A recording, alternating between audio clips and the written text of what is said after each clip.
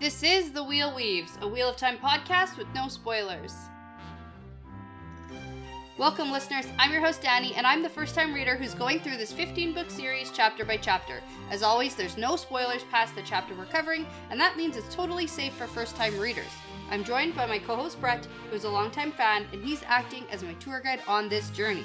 We'd like to acknowledge and thank our executive producers, Brandy and Aaron Kirkwood, and Andre the Man in White. Before we get into things today, we just want to thank and welcome WonderBrad and Sunday Sadai to the Wheel Weaves Patreon team. We really want to thank you for your generosity, and we're super excited to have your support. In this episode, we're talking about chapters 21 and 22 of The Shadow Rising. Yeah, so chapter 21, we have Into the Heart. Yeah. And chapter 22 is Out of the Stone. Into the heart, out of the heart. Yeah. Into the stone, out of the stone. Today's the day. You got invited to the party. I got invited to the meeting. Yep, from a good perspective too, I gotta say. Like, I'm pretty Oh happy my god, about I gotta that. tell you how excited I was. I'm so excited because we finally get to really dig into politics in the Wheel of Time. It's so good. We're gonna talk all about it. The ins and outs, how it works, who's important. So good. Yeah, I know you're excited. That's like the best part of these chapters. Nope. No, it's not. But I have to say, I was really upset after reading these two chapters. This is the worst cliffhanger in any book I've ever read. Oh, this is great. Yeah. And this is where I had to stop. It's probably the best cliffhanger we've come across, at least so far, and probably ever will in the entire series. This is the hardest one I've ever had to not even flip the page Yeah, for. wow. And I really didn't. That's good for you. That's good. I That's didn't good. even, see what's next. Yeah, So, that's really exciting. yeah. We can talk about it for anyone who doesn't remember. I showed a lot of discipline. You know. You should be very proud of me. Yeah, and I forgot how these two chapters ended, and then after I read it, I was like, oh my god, that's the best. It's the that's worst. Like the end of the season, TV break. It's like, you gotta wait. literally the worst. Oh, It's, man. I don't even think a TV show would be this mean. And we gotta talk about speculation about what happens next. So, I mean, hey, we got stuff to talk about. I know. So let's get going, because I know you have an incredibly interesting fun fact. Yeah, so I just kind of in my brain thought, okay, do you want the long version or the short version? Probably the longest version that you have. That's my favorite. I'm glad you said that. Okay, so, Yeah. okay, here we go. And I kind of hinted to it last time because I have a fun fact about Jane Farstrider and his book, The Travels of Jane Farstrider. Cool. We get another reference in this chapter about how Rand names his horse Geodin after the name of Jane's horse. Yes. And although we don't know a lot about Jane or his book, Or literally anything. yeah, literally anything, we do know a few things, and I want to point it out. Is that the Melchior stuff? Yeah, so we do know the whole Malkier stuff about him bringing back Cohen Fairheart, who was a dark friend, then Lan's dad killed him, but it was too late and Malkier fell. And we all totally remember all of that. Yeah, we remember all that stuff, but that's not the important stuff. So, you probably remember back in chapter 31 of The Great Hunt, that's when Varen and the Cheyennards meet back up with Rand, Hurin, and Loyal and Kyrian right after they lose the Horn of Valir. Sure. Because the inn got burned down and Hurin got conked on the head. Yeah. Yeah. So in the aftermath, they were all hanging out at a new inn, and then Rand asks the innkeeper for a copy of The Travels of Jane Farstrider. And they talk about how in the book, it includes stories of adventures among the sea folk and journeys to the land beyond the Aiel Waste where silk comes from. Right. Well, we didn't specifically get the name Shara back then. China, you mean? Yeah, as the name for the place beyond the Aiel Waste, but we sure do know now where the silk comes from, and that is what we learned about Shara from the last chapters. So we do know what happens to anyone who goes to Shara, who isn't strictly allowed, or people who wander outside of the enclosed areas. We know they disappear forever, basically. So the big question is... What do you mean we know that? Well, that's what Tom was talking about last chapter. Oh, anyone who doesn't, stay within the borders of the walls and the sea folk and stuff, whoever ventures out. Okay. Yeah, I don't think we talked about that, and I didn't keep that in my memory. Okay, so, well, that's what happens. Okay. That's based on what Tom says. Gotcha. And then he's like, oh, okay, Shara, I guess so. But I know what happens there if the sea folk go off of their docks and anything like that. So bad stuff happens. So the big question is, how did Jane Farstrider go and have a bunch of adventures in Shara? Right? Without getting captured or anything like that. Anyways, he has this incredible book about amazing adventures across the world called The Travels of Jane Farstrider, who travel to, including but not limited to, the land of silk, which we learned from last time is basically China, is the land of silk. So we've got that guy. Well, guess who else has a book titled the same thing? So The Travels of ... about his amazing adventures across the world who traveled to the land of silk, or China, which was Marco Polo. Right, that's what we talked about. The short version is Shara is China, and Jane Farstrider is Marco Polo. So the fun facts about Marco Polo, because a lot of people know about the game Marco Polo, but they don't know about who Marco Polo is. That's when you close your eyes and you're in a pool and you try to find each other by yelling out Marco Polo. Yeah, exactly. So I want to tell you about who Marco Polo is, because that's who Jane Farstrider is, pretty much from what we know right now. Okay. So he was a Venetian merchant, explorer, and writer, and he was the one who traveled to Asia along the Silk Road with his father and uncle, and his travels were recorded in the book called The Travels of Marco Polo, and that was famously the first comprehensive look for Europeans into China, Persia, India, Japan, and the Mongol Empire. So he was like the first guy who really put everything together. Couple funny things about this, his book, The Travels of Marco Polo, was not actually written by him. Was it written by Loyal? No, it might have been, but here's the thing. After he returned to Venice, after about 25 years of exploring, Venice was at war and Marco Polo was imprisoned, and during his imprisonment, he dictated his stories to a man named Rustichello da Pisa, who was a 13th century romance author, and he was the one who actually wrote the book. And at the time, the printing press wasn't invented yet, so basically there was a bunch of copies in a few different languages about Marco Polo's adventures that were super questionable on the authenticity of it, because it was just like the transcripts of what Marco Polo told this author back when they were in prison together. Right. And this is the funny thing about his book, is because some people think the adventures that he described about China and the East, they were just basically made up stories from other people he had heard tell stories to along his travels, and he didn't actually do the things he said he did, because some things are like definite exaggerations of the stories, and then he also excludes things, like he doesn't talk about how the Great Wall of China is there, but then he gets a lot of like cultural things right, so people are like up in the air whether or not this is a true story. So the big question is, you may kind of think about Jane Farstrider and his book and the authenticity of it, is it actually real, the adventures that he went through? Yeah. So I hate to break this to you, Brett. Yeah. None of this is real. It might be. No. Jane Farstrider is an iteration of Marco Polo. Okay. So we got to figure that out as we go through this journey. All right. Okay, there you go. Can we talk about these really interesting chapters now? Yeah, we can. Okay, cool. Okay, so last time in this book we got Nynaeve and Elaine going off to Tanchico on a very fast sea folk ship. Yep. Turns out it's so fast because of all the channeling happening on that boat. Definitely. Yep. Also, Tom and freaking Julian Sander showed up on the boat, and they're going with them. Yeah, the escorts. Okay, so no more adventures of Tom and Matt. That's over for now, which is kind of sad. I like that duo. They were fun. We got Perrin taken off to travel the ways with Fail and Loyal and that crew. And the Aiel. That should be pretty fun to watch. Yeah.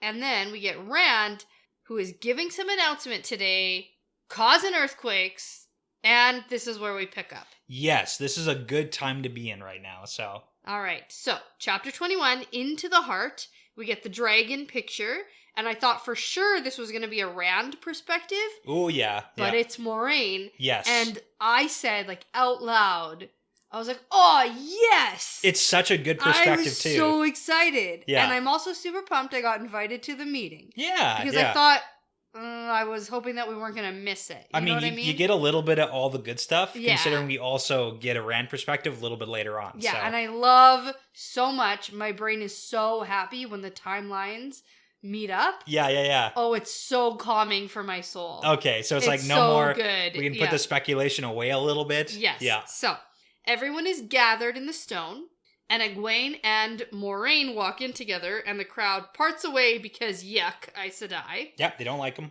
And then this is where we get that it's Moraine's point of view, and I was very excited. Yeah.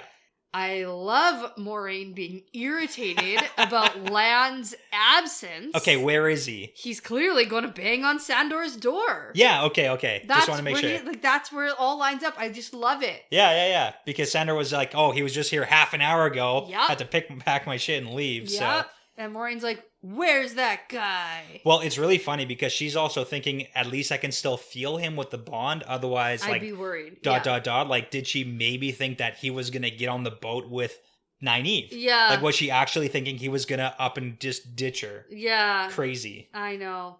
Because she does have a thought about how she knows how Nynaeve has sort of bound herself to Lan. Yeah, the heartstrings. But she also says she will not give Lan up lightly. I'm not jealous, but she can have him after I'm dead. Yeah, basically. Yeah. So Moraine asks Egwene if she knows anything of what Rand is going to announce, because they're there and Rand isn't yet. Complete darkness still for them. Yeah.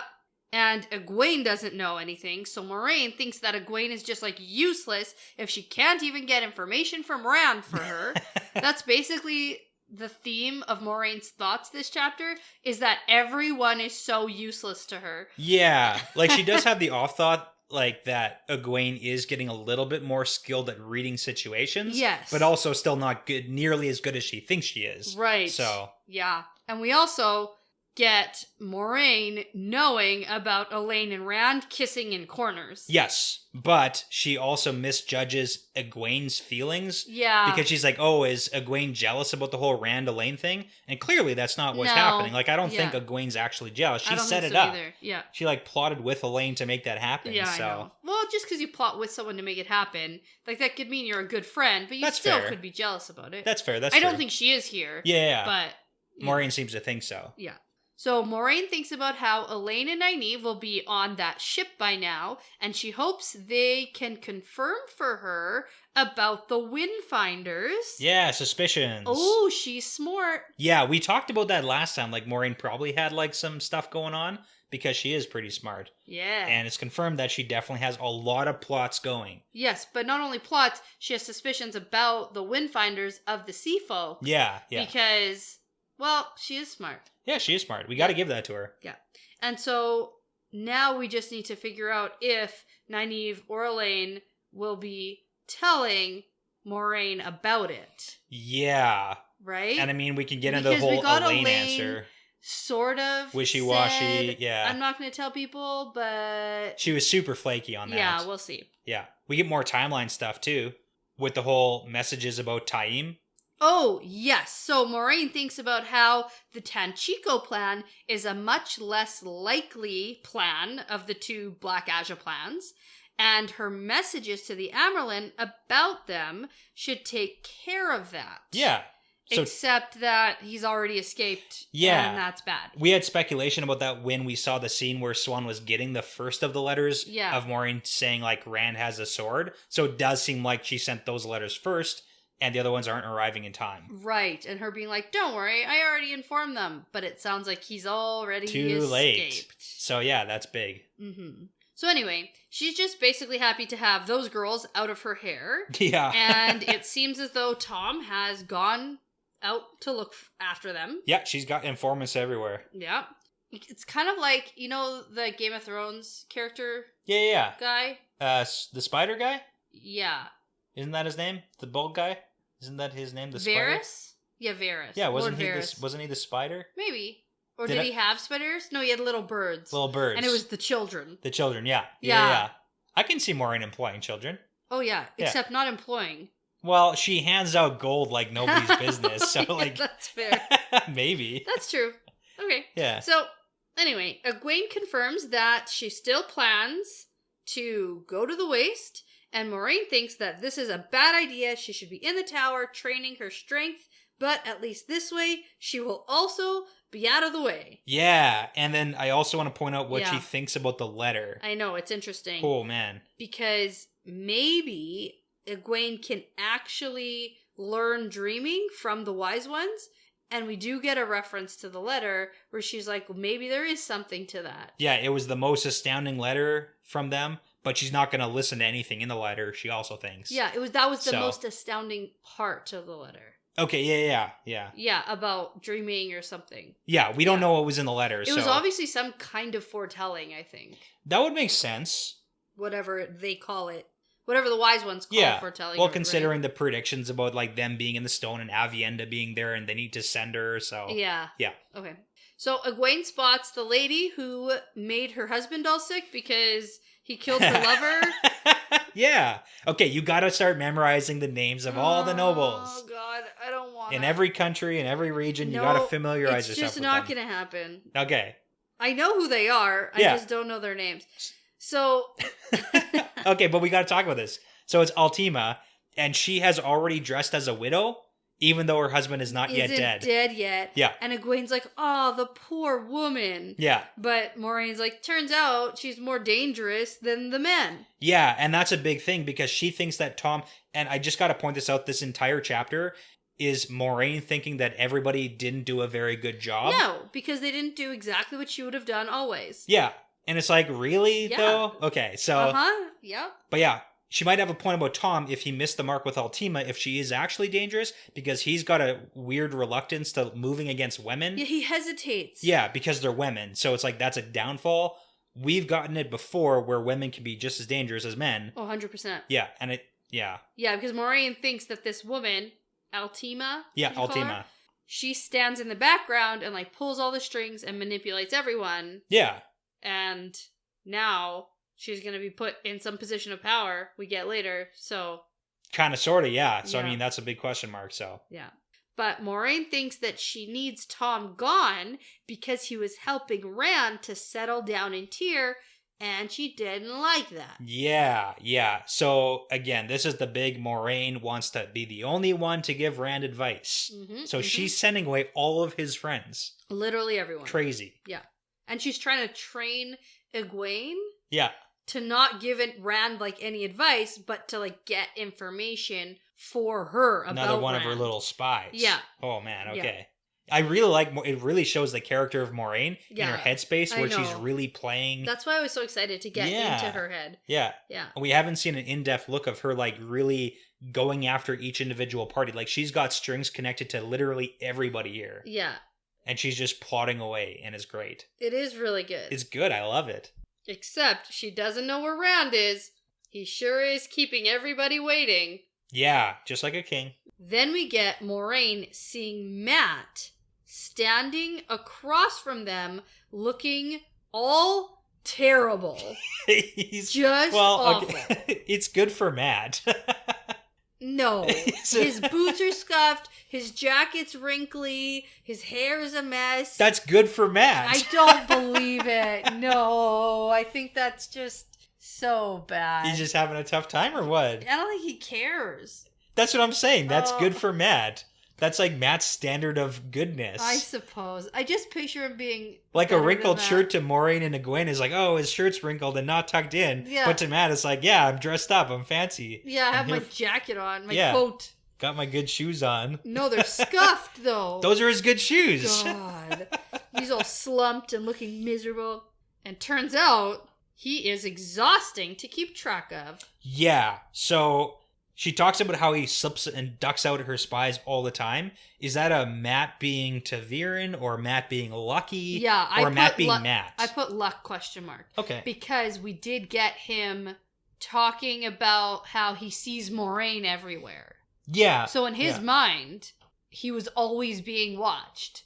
And she's like, I could never catch him. Okay. So yeah. I was it just must thinking, be a luck thing. It could be, because Matt also has the skills of being a mischievous boy whose sister's always told on him. Yeah. So we've had that before. Like, he knows how to get out of trouble and duck people. So Yeah. it could be a combo. I think it's a combo. Okay, Yeah. combo of, like, Matt and luck. But, so. I mean, how is he to know that, like, a servant sweeping the floor is there to keep an eye on him? Good point. Right? So, Yeah, like, that's true, too. not someone he's ducking or trying to get away from. So some of his luck coming into play. I think so. Okay. So Egwene says she wonders where Perrin is. This is interesting. And Yeah. I said, he's escaping. Yeah. Like, right now. Yeah. Right now. There he goes. Right now. And he did it successfully without anyone knowing. Yeah, he did. So congratulations. Yeah. And then Egwene says, I'm sure he didn't run away. Yeah. Yeah, he did. He's gone. So, I mean, it's a really interesting conversation they talk about because of Perrin's loyalty and He how, knows his duty. he knows his duty. He knows that he has to be here. But we get the whole conversation about them having to support Rand. Yeah. But it's like, why does Perrin supporting Rand, why is physical proximity equal to support? Yeah. in their minds, that's what it means. You have to be beside Rand physically all the time. Yeah, because I agree with Egwene saying he knows his duty, he's such a loyal guy. Yeah. But her interpretation of that, meaning he needs to be here, is wrong. Because he is going to do his duty. And I mean, he's supporting loyal. and doing his duty and helping Rand by taking care of the village Rand grew up in, so Rand doesn't have to go and do that. Yeah. Like, it makes sense to But us. they don't know any of that, which also leads me to believe that Egwene hasn't heard the rumors of White Cloaks in the Two Rivers. That's true, too. Because if Egwene had heard that, she would also be considering going back. Yeah. Probably. Yeah. Oh, there's definitely a chance of that. Or at least having the same discussions that Matt was. Yes. Yeah. About should I go? Right. And we also have a funny little discussion about Fail. Oh, yeah. Who has been trying to get him to leave. And Moraine thinks that she should have a talking with Fail about how she knows of her secrets that she's keeping from Perrin. Yeah, what secrets? What is that? Name those secrets. I don't know. What is Fael keeping from Perrin? Oh my god, I don't know. Any guesses? Speculation. Something to do about her background. Okay. Yeah. Yeah, that's reasonable. Yeah. Okay, and no, nothing. Yeah. Okay. Mm. Okay. Cool. She's clearly, I think, more highborn maybe than she's letting on. Because she was thinking when we were in her head, she was like, I'm so good at fan language and I'm so noble. She knows Saldea customs, I guess. Yeah. But I mean, her dad's a wealthy merchant, from what he said. I think that maybe he's not a wealthy merchant, but maybe some sort of I don't know someone higher up about Saldea or the. It could be like a Moraine situation, right? Yeah. Like we figured out her last name was Damodred, but we didn't know how high she was in right. Cairhien, Yeah. That's what I mean. So maybe. And she's medium high, but yeah. Yeah, I think that Fael might be. Her background is different. Something than she's questionable. Telling okay, that's fair. Yeah. So this is where we get Rand's big entrance. Yeah. Oh, I love this so much. I love it. Yeah, I love it. He comes striding in, holding Calendor like a scepter, and with about 100 veiled Aielmen bodyguards. Ready for it. Veils up means they're ready to attack and kill if they need to. If they need to. Holy smokes. Yeah, and they all come in, so he is ready. He's a friggin' badass right now. I love it. I know you do.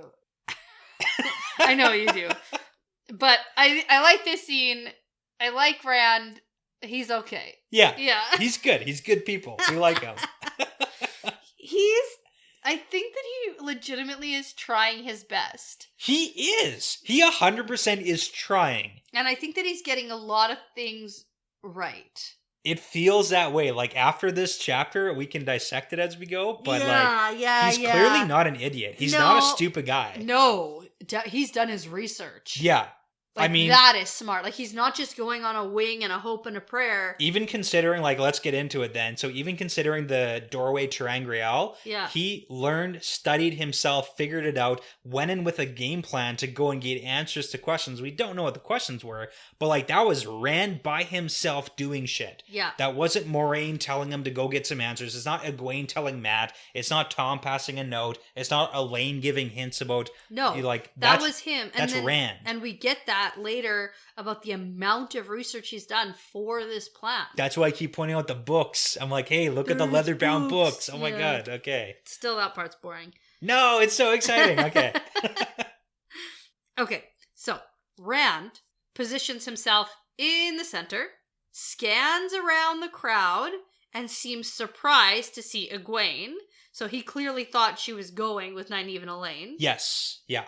Rand suddenly starts talking and then tells everyone that the High Lord Sunamon has agreed to a treaty with Mayenne, and if he fails, he'll be hanged. And that is one way to hold him accountable. Okay, so I just got to point out the little tidbits too. So first off, he gives Moraine a smile that just drives her crazy. Yes. And then I love it because he looks at Matt and they have this boyish smile back and forth. They're BFFs. Yeah. Matt and Rand have been in a tough situation recently. Matt is not the best BFF that there ever was. No, but it's there's a little bit of connection of that, they are friends still. Yeah. It just it that's makes cute. Yeah, it's heartwarming. It's heartwarming. Yeah. It warms my heart. But yeah, Sunamon, that's the dude that we saw that ran through the parchment at. And then lit it on fire. Yeah, that's the guy. Yeah. And they think it's a joke about telling him that Sunamon's going to be hanged. And then they realize it's not a joke. It's real. Yeah. Rand's going to start killing High Lords. Yeah. So he's holding him accountable. Yeah. Which is, I mean, that's one way to do it. It's one thing to say to him in private, do this or I'll hang you. And you know I will. But then if you say it to everybody in front of everyone, you're really letting that guy know I mean what I say. And also everybody else. Yeah. Yeah. Like everyone else knows that's on the line as an option. Yeah. If you don't do what I say, I'll kill you. Right. And that's really confirming that Rand is all about follow through. Yeah. Good for him. Yeah. So then Rand tells everyone that the armies of Tyr will march. Yay! And everyone cheers and whoops. We're going to go destroy and Ilion. Starts chanting about how Ilion will fall. Oh, it's so good. Egwene is upset. She didn't want Rand to start a war. Yeah. And Matt looks unhappy about this. And then Rand waits for everyone to simmer down. Yep. He raises his hand like you're at school assembly. Yep. And just you wait. And you just wait. And then everyone quiets down. Yeah. Slowly quiets down. Yeah. At the school you were at, when someone raised their hand to be quiet, did all the kids raise their hand too? I think so. We that all might did have been that. a thing. We all did that. Where all the audience or whoever, all the kids sitting, everyone raises their hand. It's like the show you're paying attention to. Yeah. So. And it sort of signals everyone around you to also be quiet. Yeah, I was never the one talking though during that, so I was 100% never I paying get that. any You were the attention. one who didn't realize that everyone's hands were up and you were still talking probably. Yeah. So or I did realize and didn't care and just kept talking anyway. Yeah, that's true too. Yeah, that sounds Anyways, like me. let's talk about Rand's smile that doesn't touch his eyes. Everybody should Oh. know what that means. That's that either insincere or the crazy smile. I think it's crazy. Okay.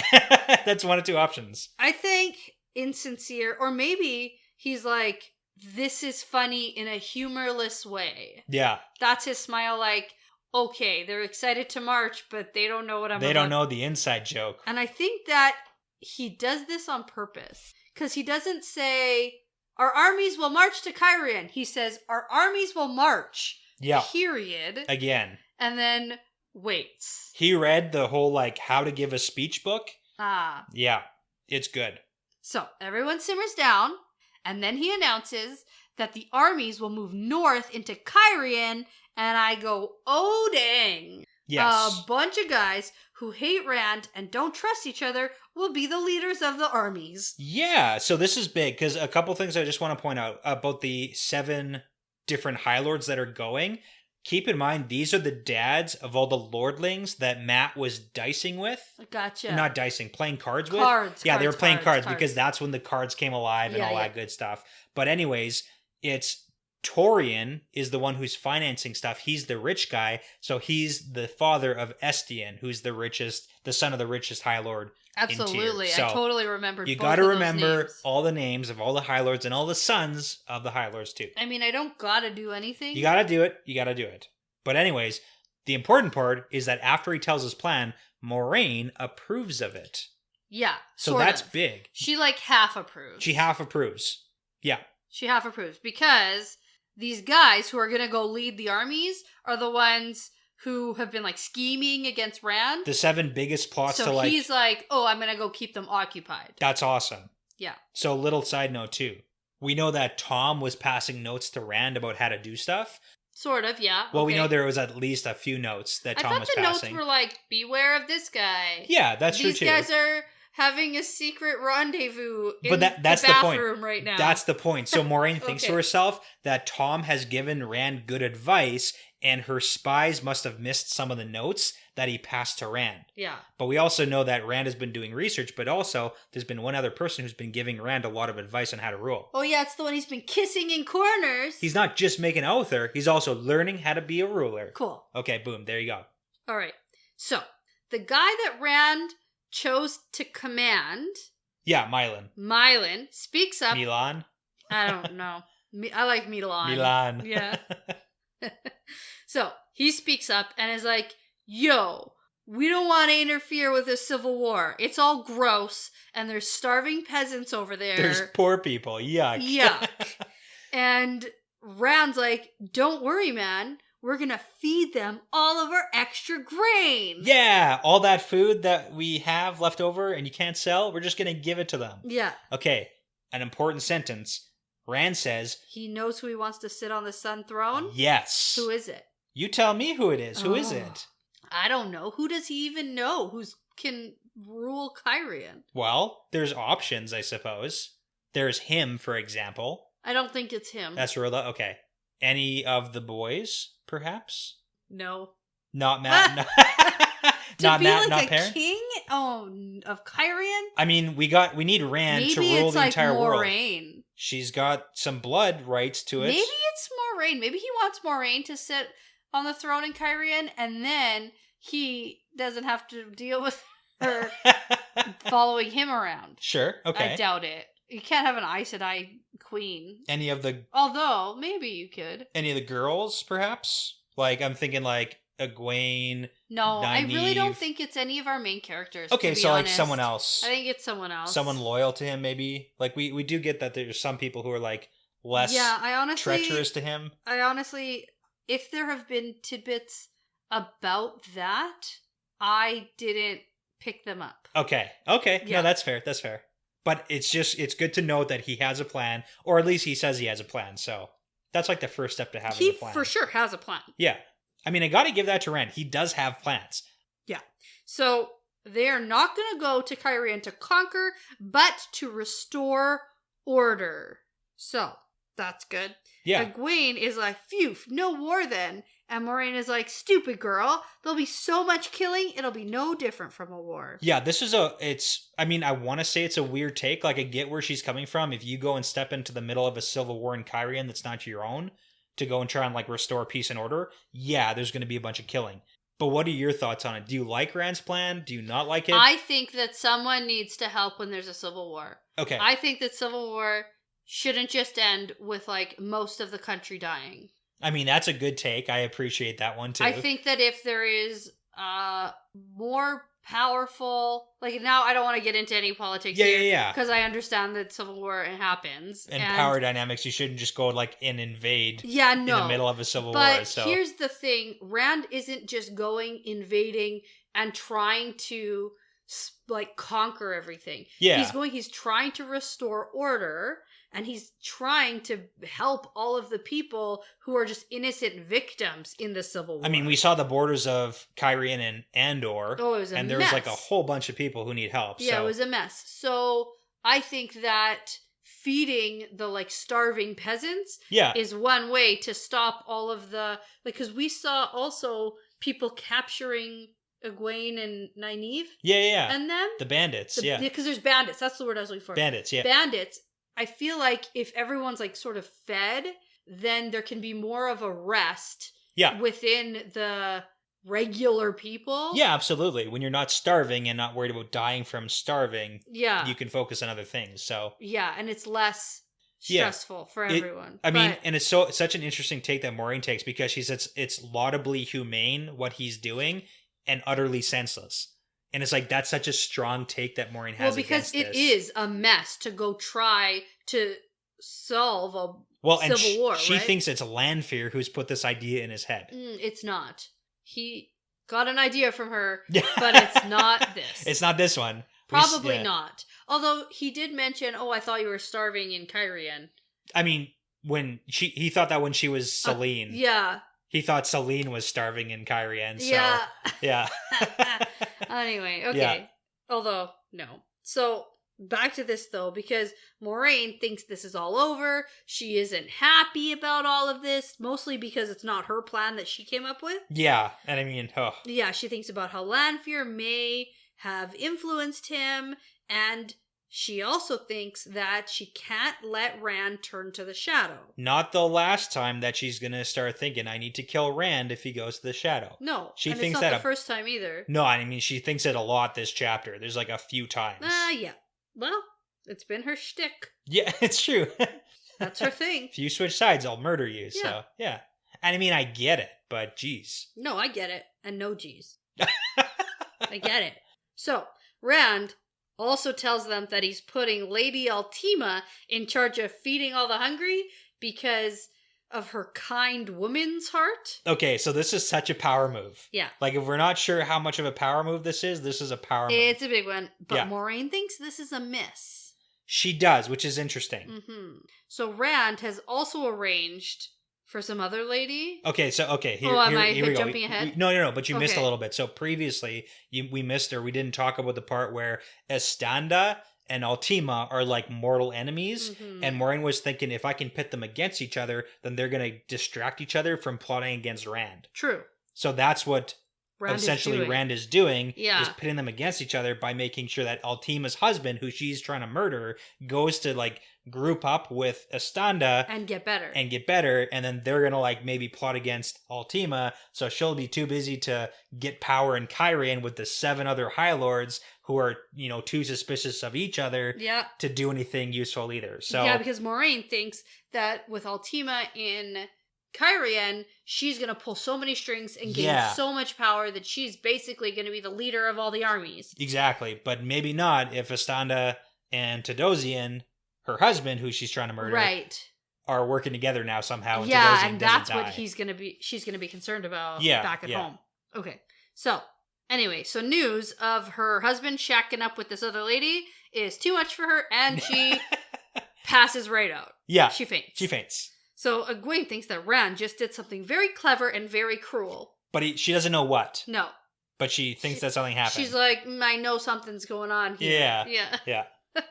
And so Moiraine says, let us hope he's done with being clever for today. He's not. He's not. He's not. No. We're just getting started getting here. started, Oh my man. god. Okay. So some guy yells out about Rand leading them to conquer the world. And Rand's like, no, you idiot. I'm not going with you. That's Estienne. That's the one that I told you have to know. Yeah. He's like, Rand, with you leading us, Yeah. we're gonna win everything. That's the rich kid that Matt Yeah. was gambling with. And Rand goes, nope, I'm going away now. This is such a Bilbo Baggins at his birthday party like vibe where he's like, I have to leave now. I'm not coming with you. Goodbye, everybody. I have to go now. My Yeah. planet needs me. It's a Poochie moment. It is a Poochie moment. Okay.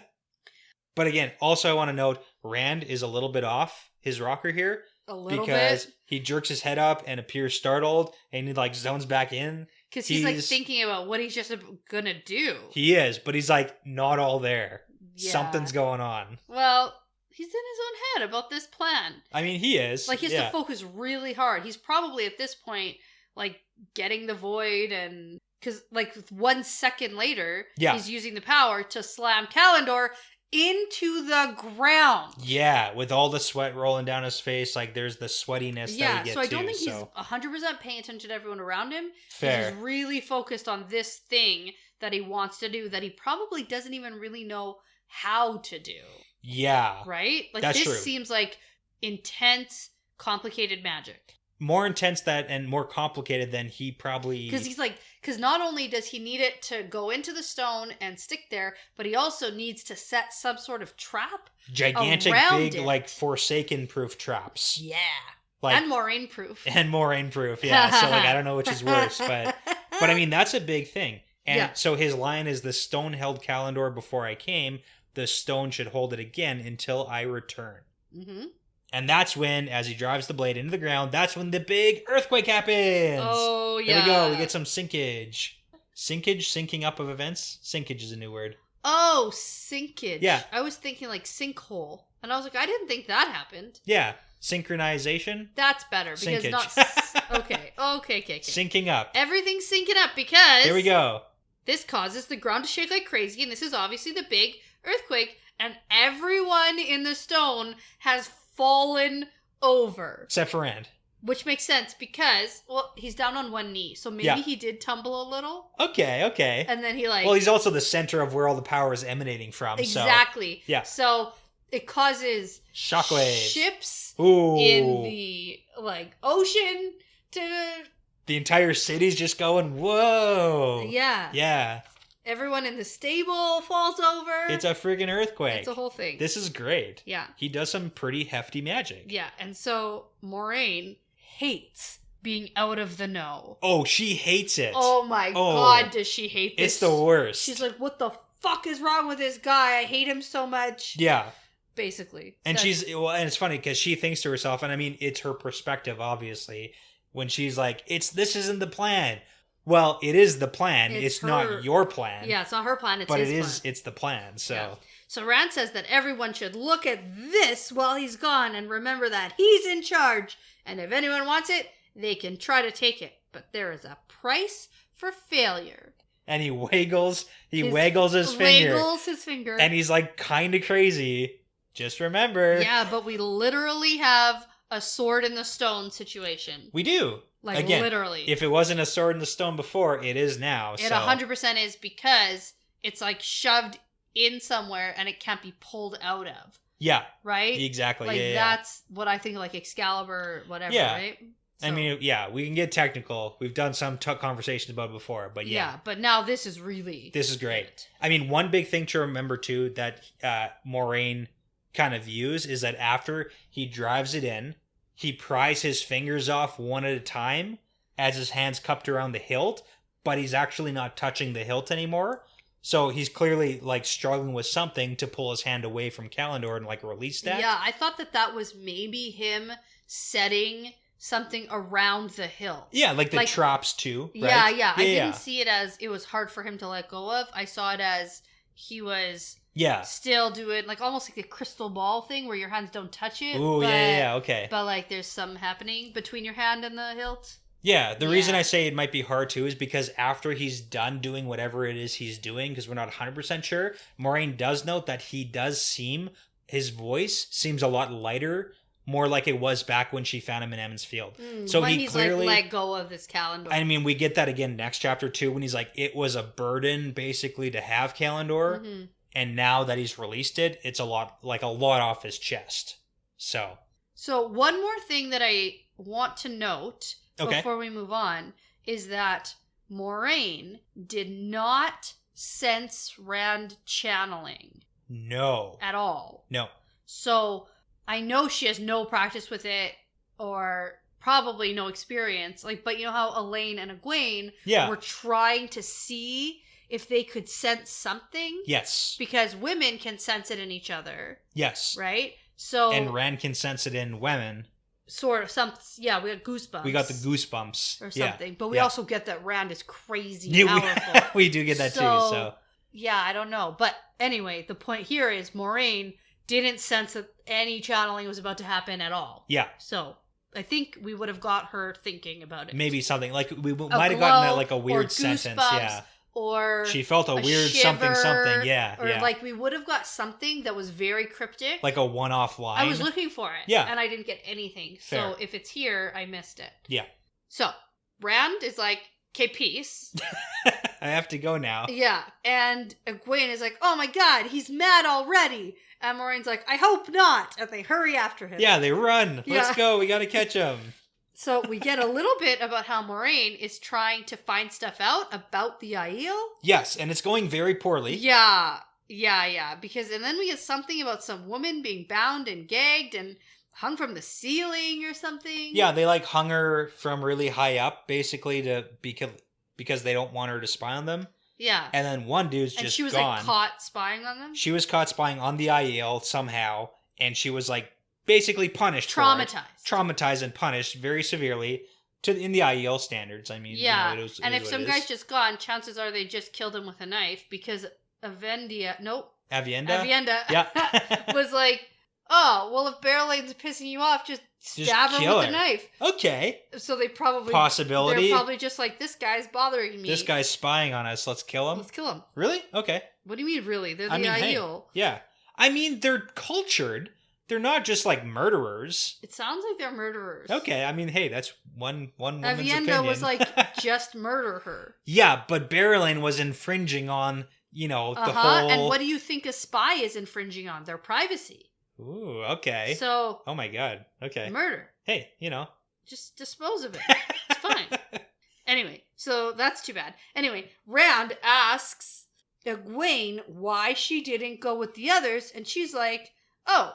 I'm going to Ridian with Avienda. Which is awesome. He misses a step. Which we know why now. It's the first clue. Oh, yeah. Huge, yeah. And Rand and Egwene start reminiscing, And Moraine's like, enough of this shit. I don't have time for this. Why did you do it? And then Rand's like, well, you know. Okay, so it's really funny because he first intentionally misunderstands Moraine. Yeah, he starts talking about the woman who fainted, and Moraine's like, no, that's clearly not what I mean. Yeah. Yeah. And so Rand explains about how Kalendor is now a weight off his shoulders, and he did what the prophecy said to do. Yeah, so this is really good, but I just want to kind of put this in perspective too, with the whole weight on Rand's shoulder. It was like a year ago that he was a shepherd in the Two Rivers, and now he's the Dragon Reborn, like King of Tyr, threatening to hang High Lords. Yeah. And Kalendor is not helping anything either. No, because he's like, with this I can do anything. Anything! Like, he tried to zombify and revive a dead girl. Yeah, he like, let's not forget about that. Yeah, it's exacerbating his craziness. It is. So he, like, basically letting go of it seems like it's helping, which is good. And then, because he's been reading all these prophecies, he's like, I know, I'm just gonna do one of them. Like, word for word. Here we go. Figured it out. Yeah, so he's just gonna thrust the sword into the stone and have their hearts. Yeah, you're not allowed to do interpretive translations. Prophecy translations? Whatever. He says thrust his manliness into the stone. No, that doesn't And then he gets their hearts. Right, okay. Thrust it into the heart and get their hearts. That's there you the go. prophecy. Okay. So into the heart, he thrusts his sword into the heart to hold their hearts. Who draws it out shall follow after. What hand can grasp that fearful blade? Gotcha. Okay. And so Rand was like, all right, so literally, what can I do to do this prophecy? I mean, it seems like he's got, and this is the big thing, half of it makes sense. 100%. For what he's done. But then the next part sounds like it's not going to be him who draws it out again. Well, I mean, that's the big thing too, because it makes sense, thrust the sword in the stone to make sure the Terrans don't forget about you. I get that. But who draws it out shall follow after. Sounds like not Rand. Yeah. Who's following after Rand. Like, that's what it sounds like to me. So, yeah, it's kind of like a weird interpretation. Yeah. And then what hand can grasp that fearful blade? So, like, who can hold Kalendor? Yeah. I mean, maybe Rand... if Rand comes back more powerful, or... Yeah, okay. Like, he clearly has a plan, and he needs to figure out how to channel.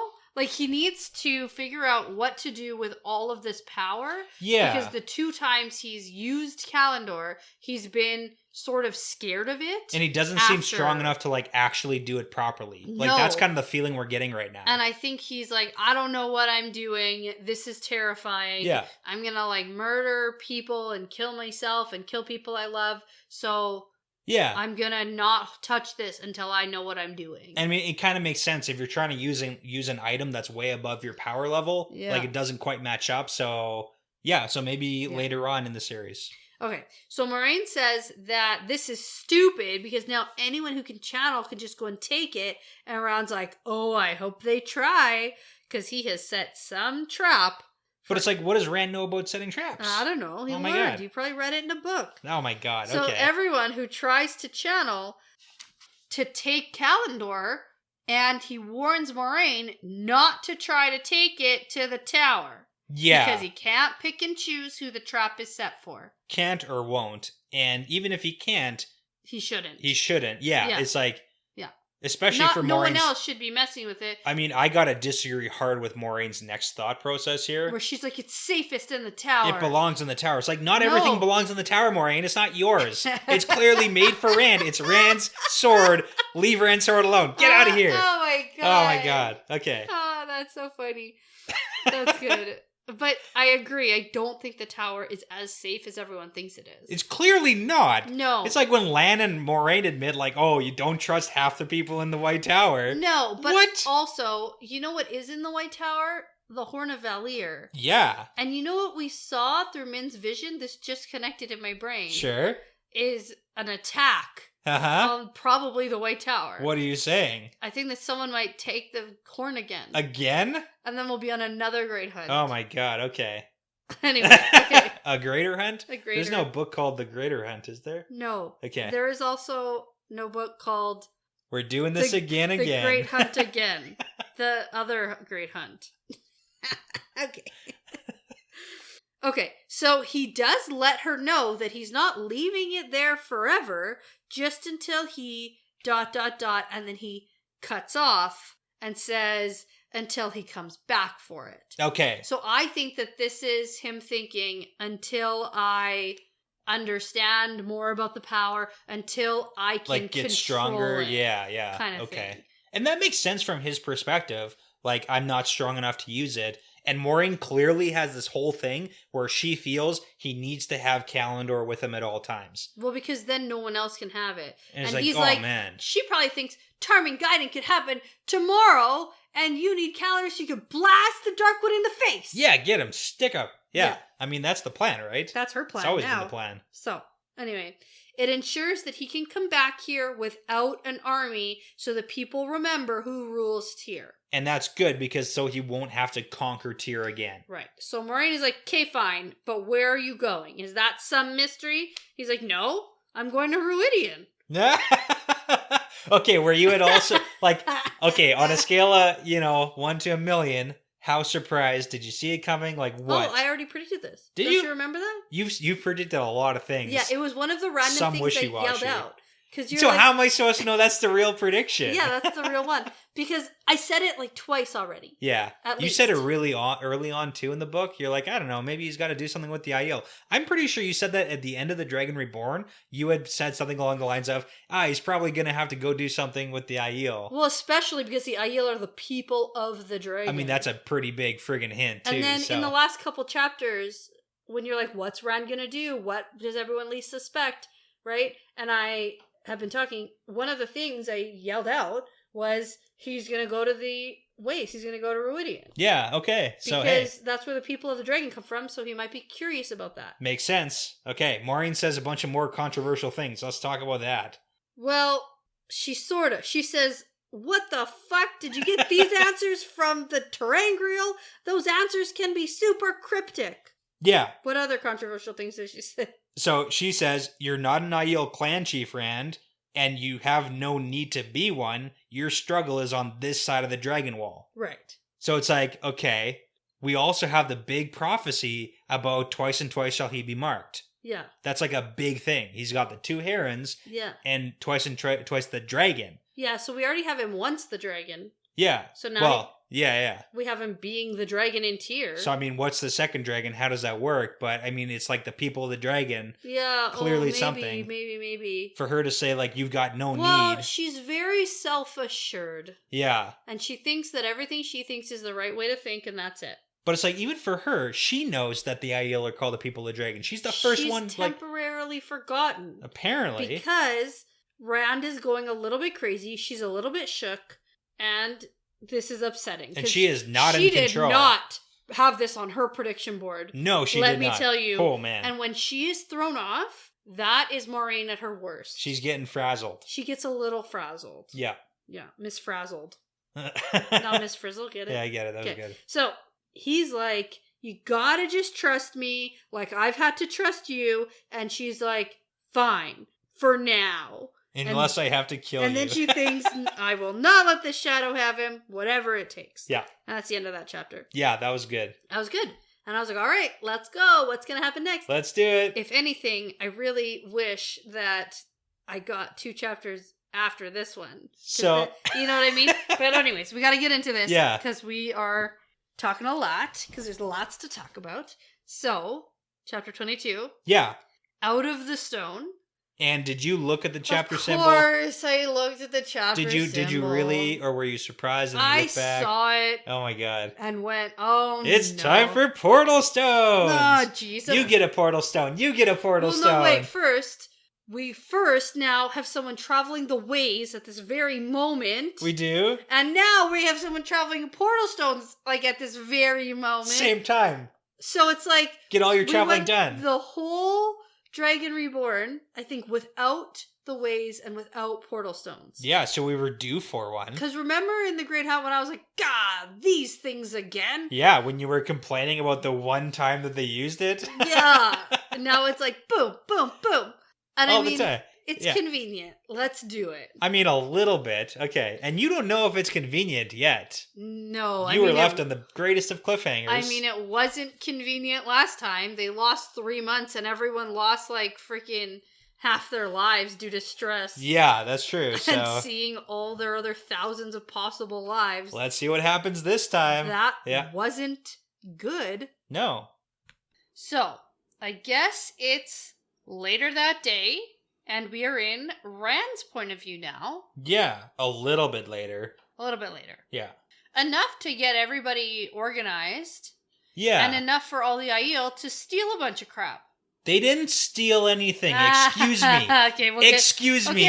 Excuse me. Okay, we'll get into it. You coming to my house? Yeah. Anyways, but it's just like in my head, it's like we're leaving right freaking now, and all the Aiel are already packed and ready to go probably because they're just always ready to go. And Rand's just like, we're going and we're gone. All right, I love it. It's great. Well, Matt had to like get a horse. I know it's not immediate, Gwen but like had to pack. She probably had her shit everywhere. Oh yeah. You're telling me in my head it's just funny because it's like we gotta go. It's later that day. Yeah, that must have been like first thing in the morning. I'll give you like 20 minutes. Everybody was leaving first thing in the morning. Yeah, right. That's when all the earthquake happened. Yeah. Anyway, okay. So it's later that day. They had lunch. Then they left. I don't know. Okay. So, a light lunch. You don't want to get like clogged up in the portal stones. Right. Okay. So you don't want to be stuck in a middle seat in the portal stones and have to use. Okay. Anyway, he is heading out of Tyr with his procession of Aiel behind him. Again, he's a little bit crazy in this thought process. I think we get a lot of anxiety coming from Rand. Is that what you want to call it? Yeah. Okay. It reminds me of me when I'm trying to fall asleep. So, yeah. I'm just a normal dude walking down in front of all these Aiel here, and everybody looking at me probably thinks, oh, who's that guy? It's definitely not the Dragon Reborn. Yeah. I blend in with everybody. I could be anyone, but definitely not the Dragon Reborn. Okay, so he's got a lot going on in his head about how he's being perceived, and fair. Sure. Fair. Rand has always had a lot of anxiety about things, and especially now, he's like made this decision. No commoners really have any idea who he is. True. And so, I don't know. But for him to think that people don't think that he's someone important because he's in front of all the Aiel, the entire procession, he's leading it. Some rich guy. He's only in his shirt sleeves, Brett. He doesn't have a fancy coat on. Dragon Reborn. Oh, man. Only ride in his shirt sleeves. Totally regular thoughts going on. Anyway, I think that it is a lot of anxiety. Stress, yeah, okay. Stress. Like, I feel like just he's going round and round and round in his head about how he looks to people and what's going on and who's around him and what his plan is and what did he say to his boss today and how could he have said it better and how was he perceived. Like, remember that embarrassing thing that I did when I was 10 years old? Yeah. Oh my god, I can't believe it. Like, I tell you, this is literally me trying to fall asleep. So yeah. So he's riding in just his shirt sleeves in hopes that none of the commoners would be able to tell that he's the leader. And we also get the people in Tyr have even doubted that there were Aiel in the stone to begin with. Yeah, they don't know what's going on. And here there's like thousands walking through the streets. Yeah. So they get it. Egwene is riding beside him, and Moiraine and Lan are following behind, and Matt is there too. Yeah. So he is coming along to Rhuidean after all, but he is not happy about it. He's not, but he's going right now. That's what it seems like. So. Okay, but let me tell you. Remember how I said he wasn't going to go? I do remember that. Now, I thought he wasn't going to go if he had to make the decision. You know what I mean? Like, if he was like, I'm going to leave, where am I going? I'm going to go to Rhuidean, like, by myself. Okay. You know what I mean? Here, if he doesn't go, he's alone. Yeah, that's true too. He's straight up alone in the world. Yeah, he'd be the only one left. I get what you're saying, but I also got to say, like, unfortunately, I got to count this as a loss for you on that point. I agree. Because I think that he definitely needs to go there. Yeah. And it's good that this happened. To Matt's tagging along, though. He's 100% tagging along because, like I said, he's alone in the world. Not of his own volition. If he doesn't go, right? Yeah. So he didn't make the decision to go because it's too responsible of him. That would be way too responsible. Now, did you catch the name of Matt's horse? Pips. Yeah. Super cute. Because? Dice. Yeah. So Rand was surprised by Matt choosing to come along, which, again, if he didn't come along, where's he going? Well, I mean, What's he doing? Every other word out of Matt's mouth is like, I want to go. Absolutely. So at some point, he probably said that. Where? And by yourself? Yeah, he's going to go explore an adventure. I mean, he doesn't even have Tom anymore. He has no one. Yeah. He could shack up with some of those serving maids, you know? Yeah, I thought maybe he might, like before this chapter, I thought maybe he might be going to Kyrian. Okay, yeah. With like the armies, like somehow by accident that might because he's like buddies with the young lordlings or something. That's true, he is. I thought maybe something like that might happen, and then this happens right away, and Matt's coming. So yeah, whatever. Okay, this is not the important stuff in this chapter. No, there's so much more. Yeah, so let's get to this whole like stealing business because I got a bone to pick with you if that's what you're gonna say. So we get some information about the 5th. Yeah. Which is Aiel stealing stuff. It's not the Aiel stealing stuff. Okay, tell me about it then. Okay, so it's Aiel custom. So when you take the hold of an enemy clan in the waste, custom and or law, because Rand doesn't really understand anything, dictates you take their stuff. You can take 1/5 of anything there, excluding food. You can't take everybody's food. You gotta leave the food, but you get 1/5 of the stuff. But you can take all the plates that they eat the food on. 1/5 of everything. And this is the important part. This makes sense. So when you conquer or win an attack... I'm just saying... No. We got it. If you're going to use the word steal... I'm joshing ya. Okay. That means that you're not like robbing them blind because it is very clear. And we also get that what the Aiel took was not even 1/5 of 1/5. I mean, all the treasures of Tyr, they for sure didn't. And they probably weren't allowed to take a lot of the stuff that's going to the White Tower, right? That's true too, right? But I mean, Ruark... They took rugs and tapestries and silver all the good bowls. stuff, so yeah. But I mean, it's a good concept, so you don't leave the people you defeat like dead basically with nothing. No, but you take some stuff. It's your spoils of war. Yeah. Okay. And that's I think that's fair. I agree. So I just think it's funny. Those Terran scum would like steal everything and then salt the earth and kill all your people. That's what Egwene does say. Yeah. But it still makes Egwene a little uncomfortable, and she doesn't like that Aviendha took stuff either. Yeah, well, she's got a stick up her butt, and I don't like that 100% does. Egwene definitely has a stick up her butt. She is way too critical about everything. Well, she's Egwene. I know, I'm just saying. Yeah. So she comments on Rand's horse, and he says it's named... Jidian. Which is the name of Jane Farstarter's horse. In the old tongue, it means true finder. Yes. So. Yeah. Cool. Nothing Marco Polo related there. No. Except how the game was invented. Possibly. Oh, true finder. No, well, something about a horse. So apparently, while Marco Polo was like lost in the desert. No, we have way too much to talk about. Okay, never mind. All right, never mind. Okay. Talk about it later. Nope. Okay. You'll never know. You'll never know the story. There are people who are mad at me right now and want to keep talking about Marco Polo. You guys, we're going to talk about Wheel of Time now. I'm starting my own Marco Polo podcast. There's one episode, it's 5 minutes long. This is going on even longer than if I just let you finish your sentence. Yeah, well, that's your own fault. Okay, so more about the Terran countryside and the shitty farms. Rand wants to help everybody. Rand wants to do something about it, but he can't now. Egwene suddenly wants to talk to him about Elaine, and he's like, God, this is good. This my again? God, okay. So she wants to know why he treated Elaine so terribly. I feel for Rand so and he's so like, much. What do you mean? I feel the way Rand feels. So complex. So he touches the 2 letters in his pouch. So he got both of them. He got both, and they are very different. Yeah. Yeah. And he also thinks about and touches a small, hard object in his pouch, which 100% right away I was like, Angriel. Oh, did you think that? 100%. Okay. Because it reminded me of Egwene touching the ring. Oh, yeah. Every you time, feel it, you touch it because like, it's like, it draws you to it. Yes. Yeah. There's like the urge to... That's what it reminded me of. So that's like right away I was like, I bet. Totally confirmed too, so I'll give you that one. Little Buddha. But hey, anyway. It is, yeah. Jade Buddha. Yeah. Probably Jade. Maybe. Probably Jade. Yeah. Maybe, yeah. Jade's green, so. Okay. Moraine is now riding with them. Yeah, and hates all of it. Yeah. And Lan and Matt are up there too, and she wants to know what the next secret is. You didn't talk about the Elaine thing. Oh, yeah, I did. Well, you mentioned it. Women Why are you treating? so complex. Why are you treating her so bad? Yeah. Why didn't you tell her that you want her to stay? And he's like, why would I do that? She didn't want to stay. She did. She told me. But if I can't also tell her to stay, why would I tell her to stay when she wants to go? Yeah, women so complex. Okay, I already go. said that. I talked about it. Just want to clarify it. Okay. Anyway, Maureen wants to know what the next secret is, Yeah. which she knows, I think. Do you think she knows? Yeah. How and why? Why? I don't know.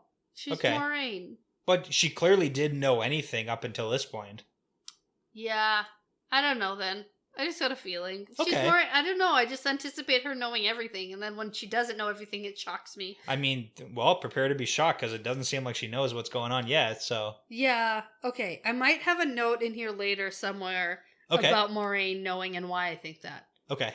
Maybe. Okay. Yeah. So Rand sees how grumpy Matt looks, and he's like, "Are you sure you want to come, Matt?" And he's like, "Oh yeah, I wouldn't miss a chance to see bloody Ruidian." Yeah. And a little comment. And then we get that Moraine has found out about Perrin being gone, and Rand knew about it but didn't tell her, and she is pissed about it. She is not happy that Rand let him go. Yeah. It's like, okay. And Rand says that one of them had to go, and Perrin wanted to.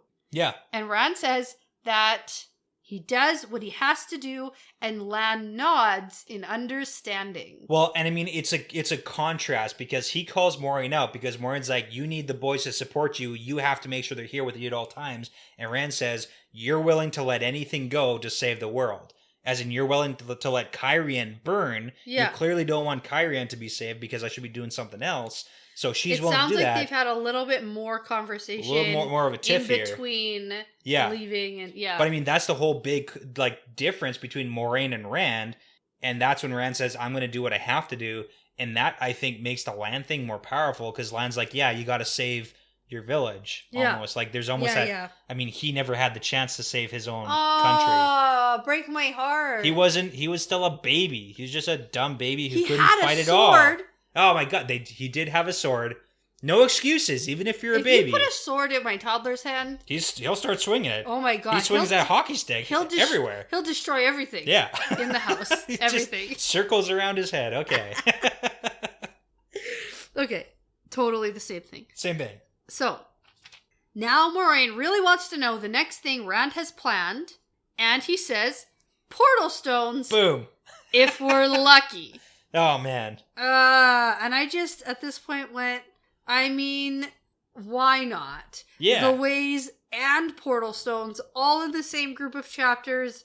If they're there, why not use them? Portal stones are the fastest way to travel. It's fast travel to a new, It could be fast travel, or it could be 3 months travel. Well, okay, it's still fast. It's just like in the span of time. Time's relative. Here we go. Okay. Yeah, but if you had just ridden there, anyway. Okay. Well, although Matt probably would have died, but yeah, there's that too. There was that. There was reasons. There was that. Yeah. And I mean, and they had to line up time frames for the patterns. And so. Speaking of, Matt is like, fuck that. No way I'm doing that again. Yeah. So that is not a hole in his memory. Yeah. Ooh, good call. He remembers. He remembers that very clearly. Good to turns know. out, because he doesn't remember a lot of things while being cursed but that he does. That he does.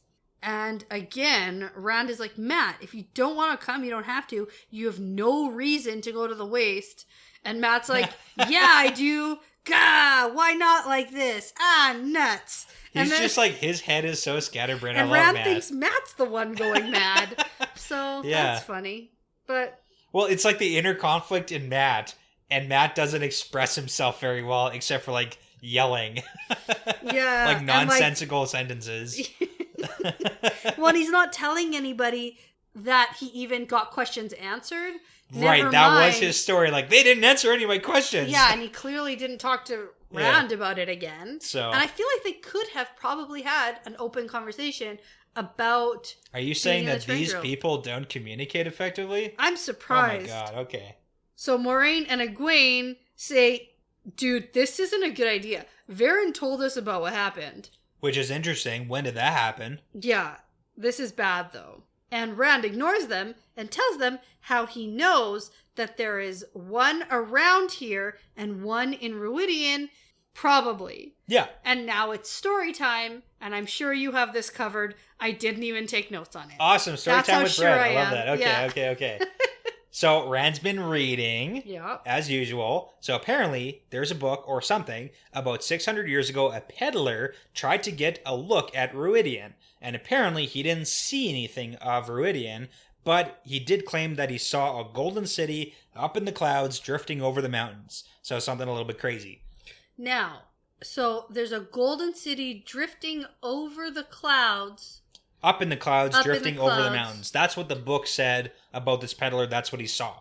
Okay. However, Lan says there's no cities in the waste. No, but this is a golden city above the waste. Technicality. Yeah. Okay. You know what actually came to my mind? No. You don't? Star Wars, maybe? Oh, no. Okay. It's from the book. Okay. I'm making a prediction. But in the dream world, we randomly saw Brigitte Brigida, yeah. in the dream world in the waste. And we also saw all of the heroes of the horn, like in Sure. the clouds, sort of. Where are you going with I this? don't know. I thought that maybe a golden city in the clouds above Magical Viridian city above Viridian is where all the heroes heroes of the horn live. reside. Like, a victory village, like an Olympic Yeah, like an thing, Olympic. but they all live there. I love it. Okay, that's what it is. That's canon now. That's great. Okay. Anyways, I'm sure that's not even a little bit anything. It's but not that's terrible. That's what I pictured. I liked it. It's just kind of funny because Avienda seems to kind of confirm that there are no cities because she also kind of mentions that. Yeah, this is the first time I've seen a city. Whatever. Yeah. But anyway, so the peddler also, besides this magical golden city floating in the clouds or something, describes the presence of a Victory Village. Victory Village, describes a portal stone that he could see sticking out of the side of the mountains. And the chief librarian that Rand was talking to also confirmed the existence of 4 portal stones in Tyr. Yeah. Because we know Tyr doesn't like... But he didn't know what any of them were. He doesn't know they're portal stones. So that's how Rand got Yeah. this guy to tell him about the ancient ruins around here. Yeah, exactly. Yeah. Because clearly the Terrans tried to move these portal stones Into the hold. But you can't move them because they're all magical and stuff. Being moved. Yeah, so they're still around. So now one of these portal stones is less than an hour from where they are, and the Aiel, back to the Ruidian thing, let that peddler leave, but not with all his stuff. And then the peddler made it to a steading in the spine of the world and met another dude who dictated and wrote the book called The Killers of the Black Veil, and that's where the book is that Rand read to learn about this portal stone near Ruidian. There we go. Lots of research. Portal stone to portal stone. Go That's Rand. the plan. Let's make it happen. Go Rand. Yeah.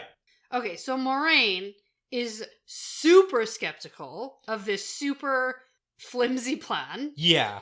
Obviously, and she doesn't buy any of this because she's so stuck in reality about what's actually happening and what needs to happen with Forsaken in the world, and she's like, what the fuck are you talking about? He's going off on a little bit of a limb here. But he's done his research. He has. He I mean, really we gotta has. give it to him. He has. But Moraine's like, a floating city in the clouds? This sounds ridiculous. You don't even know if that exists. And Rand says, you don't know if it doesn't. Gotcha. Yep, there you go. Yeah. Okay, so turns out, and we already knew this, I think, but Ruidian is a super, super secret place, and Ruark really won't share much with Rand about it. Yeah, bare minimum here. It's really, really forbidden to even talk about. Yeah, nobody likes doing it. And so Rand feels bad that Egwene and Matt are freaked out by this, but he stays strong in his convictions about this, and he says he's sure he's going to find a portal stone and is confident that his plan will work. Yeah, and just a little side note A little about bit the whole... of fake confidence, I think. But you gotta fake it. Yeah. But the whole Ruidian thing, so just a recap, the fact that we know that it's the lands, or in the lands of the Gen Aiel, the clan which is not, and that's about the extent of what we know. So the whole Gen Aiel gets brought up here, the clan that's not, and that's all we know. It's just a weird thing. Weird way to talk about it. It is weird. Because Rand's not sure if they exist or not, because Rourke won't say anything about it. You're right. Just is it a real clan? Is it not a real clan? Well, it's clearly real, but just no one talks about it, and people who are a part of this clan, it's secret. Yeah. It's super secret Fight Club. That's what I was going to say. Fight Club clan. Ah. Yeah. First rule with the Gen Aiel. You don't talk about the Gen Aiel. Don't talk about it, man. Yeah, there you go. And they also probably fight a lot. Because they're the Aiel. Hey, there you go. Okay, right. makes sense. Okay, so we travel on and we get to a place that has way more hills than Rand is expecting. Yeah.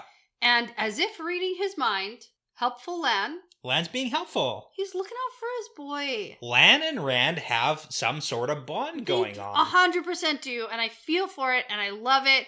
And Lan says, you know, man, we got a lot of Aiel here with sharp eyes. Uh-huh. They'll help you look for You what got you like look. hundreds of guys what here. you want to look for. They can help you. They can help you. So Rand calls over Ruark Yep. and tells him what they're looking for. Not what it is, but just like describes this column. Yeah. So you want to know something funny? Mm-hmm. I'm assuming you took a hard look at the names of the clans. None. But none before, clans. None clans. But before you move on, Okay. I have a note where I think Ruark totally knows what this portal stone is. Oh, okay. And It's confirmed. it's confirmed. He totally does. Yeah, I know, but in this like moment You thought, yeah? where Rand's like, he thinks to himself, or there's no way he knows what this is. Yeah. They just know what they're looking for. It's like a stone column. Okay. But like, I was like, Rand. He knows what it is. He totally knows, man. Okay. Anyways. Yeah. What I actually have in my notes is he calls a bunch of Aiel over anyway. Yeah, they're the formal names of the IL societies, and it's clearly like the old tongue that they're using here. Because if you look at the words, it's all the old tongue. Oh, he calls in the old tongue. Yeah. The names of all the Yes, warrior yes, societies. yes, So you got like Red Shields and Maidens of the Spears and Water Seekers, but it's really funny because Robert Jordan really fleshed out this language, and you got to give him props because if you recall, the name of the Tinker, the Seeker, was the Mahdi. Okay. And if you look at the Water Seekers, it's the Duade Mahdiin. Interesting. So it's like the roots of the Cool. words are actually Okay. there. So it's a fully fleshed out language, and all the roots of the word all line up. So it's pretty cool. I love it. That is really cool. Could somebody study and like learn it? Like You could. In the Wheel of Time Companion, they list all the old tongue words and all the like everything that has been created. very It's pretty cool. Yeah. I don't think it's as fleshed out as like Dothraki or like Klingon, stuff like that. Yeah, Klingon for sure, but or Tolkien stuff, because that's a whole nother realm. the like elf But language, there's like a significant amount of stuff that Robert Jordan wrote. Cool. So, yeah. that is pretty a cool. good point. I like that. Yeah. So Rand notes Avienda, and he thinks she's pretty. Oh, and yeah. I just yeah. picked that out because of my other earlier prediction. Oh, yeah. Yeah. Yeah, because that was the only IL woman we've been introduced to. It is. Who wasn't like Bane and Who isn't Chiad. Bane and Chiad, who clearly like won't. Yeah. They're But- not, yeah. Yeah. So, yeah. They're a 2-for-1 deal. Well, so. and also she's like, I'm never getting married. And I was like, I bet you are. Right. So, and I bet it's to Rand. So, But I mean, okay, she clearly doesn't seem to like him no, very that's much. why so- this is funny. And it This- totally confirms everything I think. How? I don't know. I just How? have a feeling. I just think it's so funny. Okay. Okay. So, it doesn't matter. But he thinks she's pretty. And then. I mean, you're really singling out the one word pretty. Yeah. So I think He he's says gonna, tall and pretty with a haughty, unsmiling stare, and she doesn't seem to like him. And none of the Aiel really seem to treat him like a king, so I guess it's okay. I think he's. And then, like, they have a conversation later. And I think that he's going to try to pursue her. I think he's interested. Okay. Anyway, it Yeah, doesn't matter. sure, So, okay. and like, okay. So, He's going to pursue Avienda, even though Yeah. Elaine yeah. and Avienda clearly like sets He's a not boundary gonna, like, with do it on Egwene. purpose, but they're going to Rhuidean together and they're going to interact, and he's going to be like, Egwene's there too. yeah, that's funny. I don't know. Maybe, This sounds horrible for Rand. Are maybe you- it doesn't make sense, but he's Yeah, okay. drawn to her. He cares whether or not she likes him. Okay, you're okay. Yeah. No, that's good. Okay. But maybe that's just back to like Two Rivers Rand, where he's like, why don't you like me? Okay. Yeah. We'll get to it. Yeah. So they all go looking around. Rand wonders how all the Aiel are like acting so well together, because all these clans typically would be like murdering each other Yeah, if they they would. were in the waste. And Ruark tells him that it's the prophecies or something, and they all have to play nice on the other side of the dragon wall, I mean, okay, this is the thing even though. with the sneaking Shido. Yeah, it's also hilarious. Yeah. So prophecy of the name that is not spoken, the people of the dragon and all that good stuff, and Yeah. he who comes with the dawn. Uh-huh. So And there's like rules about journeying to Ruidian. Yeah, well, so basically the whole thing is that the rules of the IL say that if you're part of the same society, then you don't kill each other, right? So you don't typically do that. That's a no-no. So the wise ones made everyone swear that everybody going over the Dragon Wall into Randland, like the Wetlanders area, then everybody has to pretend that they're all part of the same society so they don't murder each other. Yeah. And that's the rules. And then Roark clearly has some issues with the sneaky Shido. Yeah. And he's like, oh, look, I did it too. It's hard, right? Yeah. So it's pretty funny on that side of things too. Yeah. And then there's rules that make it easier because if you're journeying to Ruidian, you can't kill anyone or something. Yeah, so now technically, but this is the whole thing. So, but it's when you're in the waste. But that's why he says it's easier now, because the rule only applies when you're over the Dragon Wall, that you treat each other as the same society so you don't kill each other. But if Rand and all the Aiel were heading back to the Waste, they would be in the Waste for a while before they got to Ruidian. So then gotcha. the rules don't apply anymore. But since they're traveling to Ruidian, where you're not allowed to kill anybody or attack anybody or whatever, who's going to or from Ruidian, then that kind of like gives them a longer barrier of protection to get to Ruidian safely, so everybody here doesn't like start fighting each other. It's just like an extra layer of protection for Rand. Okay. Yeah. Cool. All right. So we get a cry from a ways off, coming from a maiden. And not just any maiden. Yeah, it's Avienda. Yep. And Rand rides up to see a half-buried column with different patterns and symbols all over it. It's a portal stone. It absolutely is a portal stone. And I find it interesting that it's like up on a hill, where the other one we saw was like down in a valley. Yeah, well, it had kind like of carved thing. out area. Well, yeah, because it clearly in the place he went to had the stone steps that were the colors of the Ajas, right? Yeah. Yeah. And correct. this one is like up. I wonder if there were like steps leading up to this one. Possibly. Or You the know what I land mean? changed over 3,000 Or years the or land more. So changed. Because it is Yeah. buried, right? yeah. Okay. Anyway, I A lot of time has find passed. that stuff kind of interesting. So That's great. Like, okay. Anyways. okay, so he starts looking for one symbol, like the only one that he knows Yeah. and remembers. And then while he's searching, he asks Avi why she doesn't like him. There we go. And she's like, "What?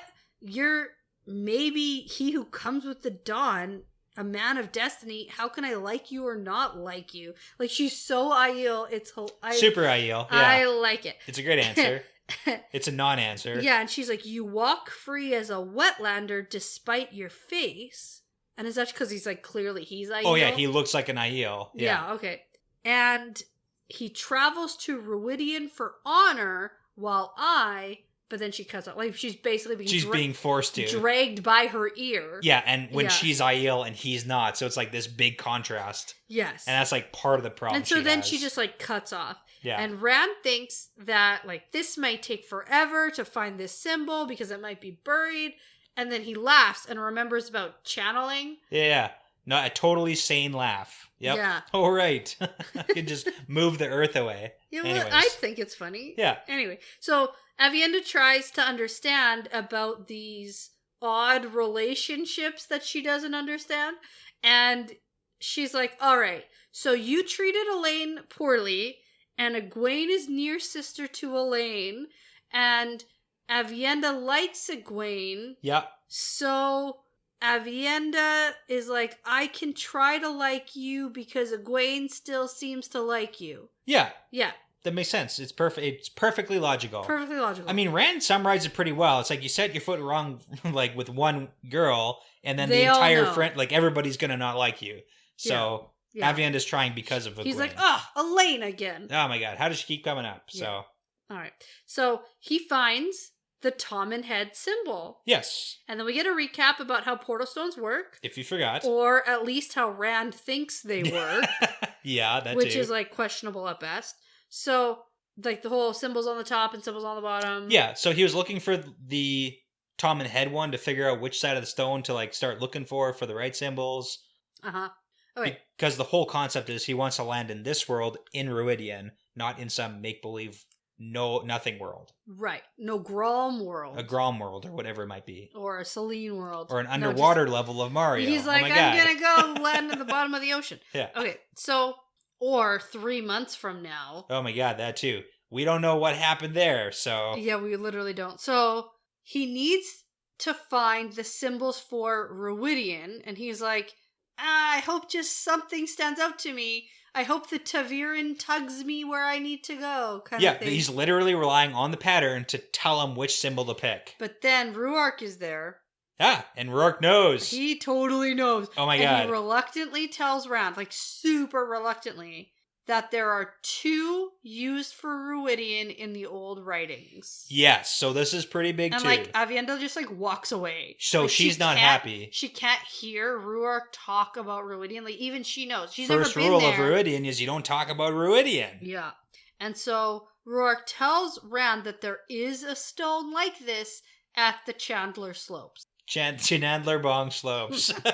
You made that joke last time. Did I? Yeah. Well, if I don't remember it, it's new to me. Yeah. Okay. Anyways. But yeah. Every time I say Chandler, you're going to say Chandler Bong? That's the best line. Okay. Yeah. But that's all he knows. I don't think it is. I think he knows more, but he won't tell him more. Okay, but he also swears that that's all he knows. Ah, that's true. That's totally true. So here's the thing, too. We know that Ruark is married to not 1, but 2 wise ones. Uh-huh. So he is obviously reluctant to tell about this, but he's not just like spouting off information about Ruidian like with no reason. He's saying very specific things to the Dragon Reborn who about probably the Portal is, Stone, yeah. who can channel. Yeah. Like, who can probably, like, may or may not be, but probably definitely is He Who Comes with the Dawn. and he's like, if I don't tell him this, he may kill us all. So, like, Yeah. are my wives going to be actually angry at me? Yeah. Maybe a little bit, but I'll still do it, so. Okay, all right. So, it's definitely against the rules for him to tell anyone this, even Rand. But now, Moraine and Egwene and the others have come up to him, and Egwene tells Moraine, she's like, stop this madman! Yeah, he totally doesn't know what he's doing. He's guessing. Yeah, and Moraine is like, what do you want me to do? Drag him by the ear? And then she says, we're about to see how useful dreaming really is. I'm glad you pointed that line so out. I think that this is what I was talking about before. I couldn't remember exactly the pinpoint. I knew that this was a line, but I want to know what you're thinking about this line. Mm-hmm. So okay, go. This is clearly in the letter. Okay, we know that the letter was sent by... So here's the thing. Yeah. She mentioned in last chapter about dreaming associated with that being the most astounding part of the letter. Yes. The dream world, whatever stuff. Yeah. And here she's like, we'll see how useful it is. Yeah. Clearly, in regards to the letter, it must have said something about portal stones or quick travel to Ruidian or something. I like it. Well, the letter was sent by like 4 wise ones, and they're all dreamers. Yeah, because pretty much so. Because Egwene is like, dreamers? What the fuck are you talking about? What does that have to do with any of this? And then we skip over it really fast. Yeah, because Moraine doesn't share information. So, yeah. Okay, so, but now, I mean, this is the whole thing. Moraine's not fighting it anymore. Like, she's not fighting Rand on his plan. No, because this has all clearly been spelled out by dreamers in a letter to her. And I mean, wise ones, right? That does definitely make sense. So, yeah. At least that's... I mean, if Moraine was legitimately, like, thinking Rand was going to kill them all right now, I feel like she would put up more of a fight. Yeah. She's not doing anything right now. No. She's like, I guess we got to do it. Well, she picks and chooses when she's going to be very, the wheel weaves as the wheel will, right? Sometimes she's very, this is part of the pattern now. Yep. And sometimes she's very, you're not doing exactly what I want you to do. I hate you. I'm going to kill you. Yeah. Right? If you cross my path again, I'll murder you. Yeah. So. But I love Moraine. She's great. Yeah, I do. I know. You know who I also love? Yeah. Matt. Okay, let's talk about Matt. Oh my god. He is so annoyed and just wants to ride there. And I think fair. Totally fair. Yeah. Just fucking ride there. That's a long way away, though. I know. Rand needs to move quickly. I get it. If he's just like marching across the entire continent but I also for who knows get how long. Matt not wanting to do this Portal Stone journey again. Yeah. That was bad. So, Rand tells everyone to be quiet because he's trying to decide between these 2 symbols. And Matt is like, here, flip a coin. I'm lucky sometimes. Let my luck decide. Boom! I have so many fun facts and stuff about this. About luck? About what happened this entire sequence here that comes next. What do you mean you have fun facts? Fun information. Oh. Not fun facts. Okay. Fun information to I was point like, out. what in the real world? No. Okay. Okay. Just like fun connecting dots here. Because Are you gonna say any of them? I mean, he opens with, okay, when he takes the coin out, he says, it would be the same coin, wouldn't it? Oh, yeah, the Tarvalin one. The Tarvalin mark that he flipped to go into the in. Yeah, so that's when he was deciding. So, when he was deciding, he flipped it and it landed on the flame of Tarvalin, which was up. Yeah. So now, this time, for the portal stone, he says heads, triangle pointing right, and flame pointing left. So Matt flips it again, and we don't get to see the result. And then Rand puts his hand on the symbol at the same time that Matt flips it. Yeah. Because he's literally letting the Ta'Veren-ness do its thing. And he says, you chose this one. And Matt looks. And he says, yeah. And he says, yeah. And we figure out that it's the triangle that points left, which means that it was the flame, which is the same way that the coin landed when he decided to go through the portal. Gotcha. Same side. Same side. Fun. When you say portal, you mean triangle. Triangle, yeah, the doorway. Yeah. Yeah. The So it's just like the same. Dorangriel. The Dorangriel. I love it. New word. We made it. Okay. But yeah. Okay. So he has decided, or at least the coin and the Ta'Veren-ness have decided. They sure have. And he tells Ruark to gather everyone close, like the hundreds and hundreds of Aiel and their horses. And this is clearly what the Angriel is for. Yeah. Although, I thought to myself, I don't think he needs it. Really? I really think Rand is strong enough. So here's the thing about the Angriel. We know that Moraine used it to help her channel more for longer periods of time in an easier fashion. Yeah, okay. When she used it. Okay. So just, it takes a little bit of the strain off of you as the wielder of the one right, power. And we can chat in a minute because Egwene recognizes it and is like, yo, Angriels aren't always... I need Egwene to like shove it with her lessons too. Egwene needs to lesson. She needs to lecture here. She's being a little Miss Know-It-All about everything. She has to be. She always is. She hasn't been one in so long. It's like clawing at her that she needs to be a know-it-all about something. Can I explain a fun fan theory for you? Sure. Okay, so the whole little shiny dark green stone Buddha man. Yeah. That's maybe jade. And totally clearly, like from the description, is like a Buddha with a sword across. Yeah. Rand says that he found it in the Great Holding when he was hunting for the doorway. Yes. It's the sword that made me pick it up, and then I knew. Yeah. So here's the thing: when Matt goes into the room, the Great Holding, he sees footprints in the. No, well, what does he put? That's what I thought of. But what does he put his lamp on? Oh, a bunch of Angriel, and he like knocks them over. He knocks a bunch of the Angriel onto the ground, like the Trangriel. And he thinks, "Oh, who cares? This place is a mess Doesn't anyway." even matter. So it's like the fun little fan theory. It's like when Matt like shuffled everything around, did he make the one specific the like man Angriel, the man Angriel like stand out? So when Rand comes out and then afterwards, can you laugh at Mangriel? That's pretty good. Man Angriel. Okay, go. Okay, no, that's good. Okay. But that's like a fun little thing. Is like, did Matt knocking everything around with his lamp and being Matt, like uncover it basically for Rand to find it? For luck. I mean, come on. What kind of Ta'Veren twisting is it? So, geez. Oh, and that's Rand going in after Matt, though. Yes. And when did he pick it up? Before or after? And there was a lot of discussion in our Discord about the order of... Which none is confirmed, just so everybody knows. That was we don't actually know. Very stressful conversation for me. There's no way to actually know. I know. So, okay. All right. So, little green Buddha. Yep. Moraine's like, ooh, what's that? And Rand's like, I found it in the Great Hold. And Egwene is like, are you sure? And he says, of course, even though he's not. And Moraine says, all right. So you bring this and leave Kalendor? Yeah, this little one, and you left the big one behind. Are you joking? Yeah. And she says that he has more knowledge of using portal stones than she would have thought. Huh. Where did you learn that, Rand? Yeah, and he says, Varen taught me. Yeah, liar. Which is true. Medium true. Varen did teach Varen did teach him about the pictures on the bottom. That's mean true. Something, and the ones on the top mean something else, and that's how you use it to travel. Okay. Like how to actually do it. But like most of the stuff Lanfear kind of like mentioned. To be fair, I don't remember actually what Lanfear taught him. Yeah, I can't remember exactly. I'd have to go back to the Great Hunt and read when they were at the portal stone, but it was all very hectic because he thought the Grolm were coming to eat him. He did. Now that we're saying it, I think that maybe Lanfear taught him about that, like, focus on this symbol for worlds and whatever. That would make more sense to me. Oh, now I don't know. And I think that Varen knew the symbol for Tom and Head. Yeah, she did. She knew that but that was sure. a different time but period. Who taught him? I think Lanfear did. I might be wrong about that, but I'm like pretty sure. You might be wrong. I think it's Varen.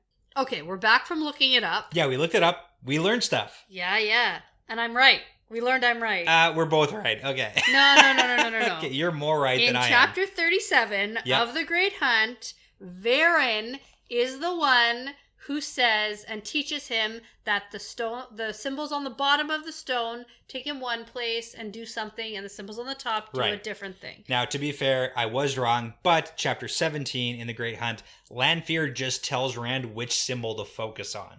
She doesn't, like, teach him stuff. She's just look at this one, man. This is the one we used to get home. So, okay. Anyways, in Rand's head, he thinks that Lanfear taught him a bunch of stuff, and if he tells Moraine that Lanfear taught him stuff about the portal stones, then she's gonna murder him. Which she might. That's fair. No. I don't know. I don't think she would murder him for that. She keeps talking about how did Lanfear do anything? Yeah, I know. If he goes to the shadow, I'm going to kill him. I know that, but he's not going to the shadow if he listens to Lanfear. If anything, I think she's a valuable resource. That's something that someone who is going to go over the shadow would say, is that a Forsaken's a valuable resource. Hey, we should listen to things that they say. They're, valid points. Okay, fine.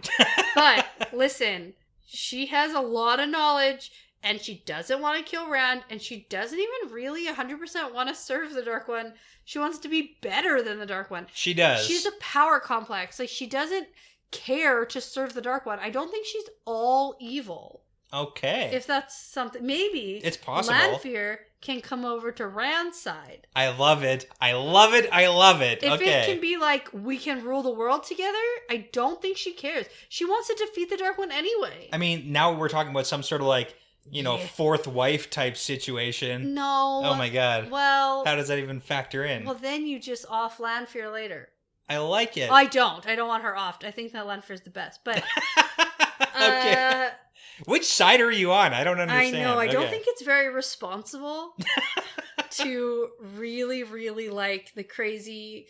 Well, I mean, you're devil-loving ex-girlfriend. You're a casual observer in the situation. So, like, if you were in the situation, that's different. Okay, but Lanfear does have a lot of knowledge. She does. She knows shit.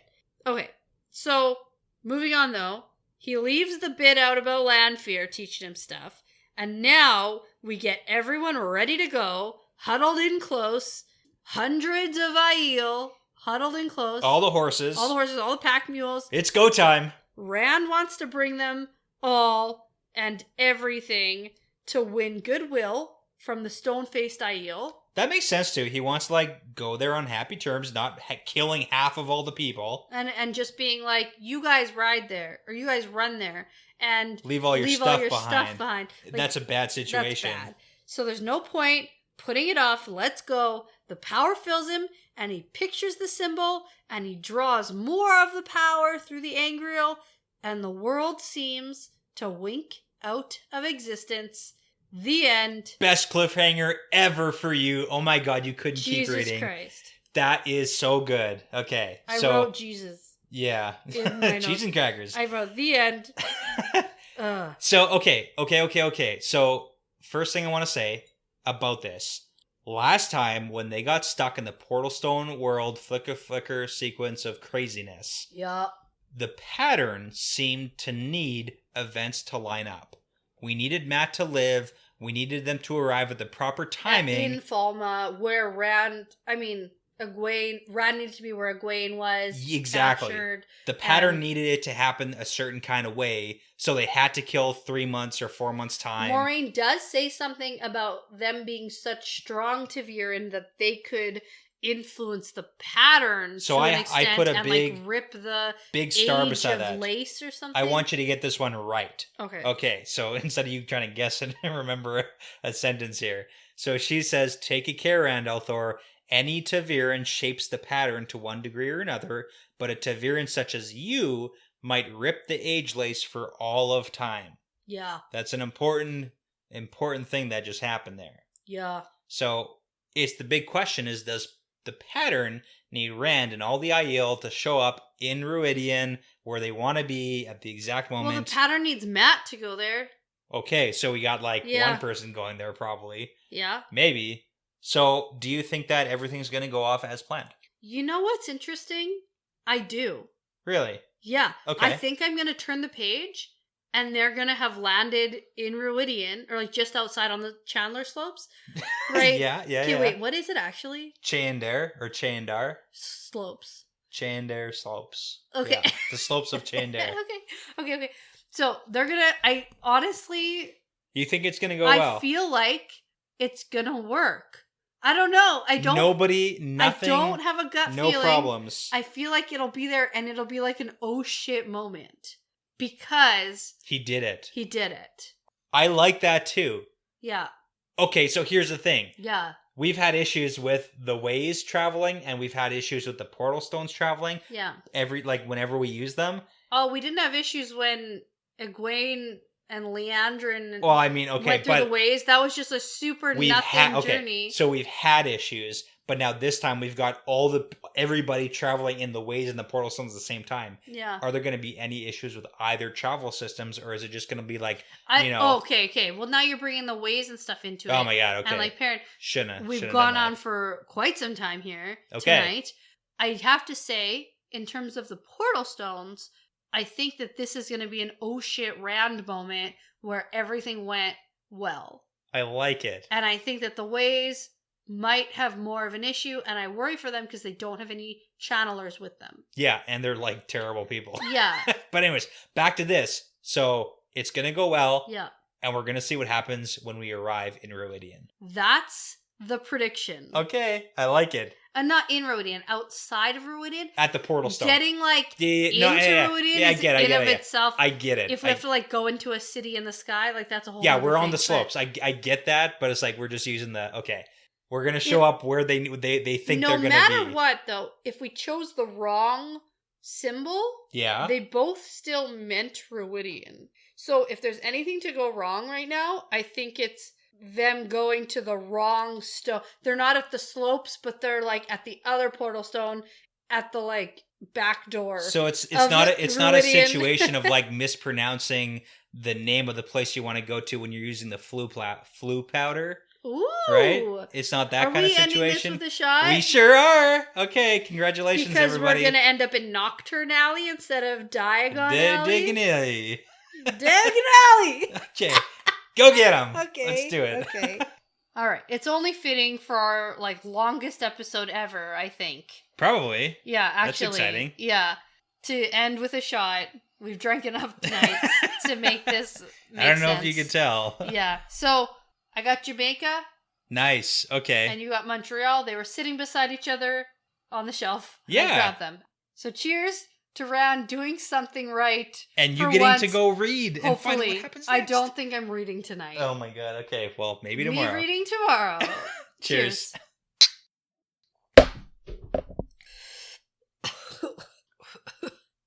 Ugh. Do you have anything else to add?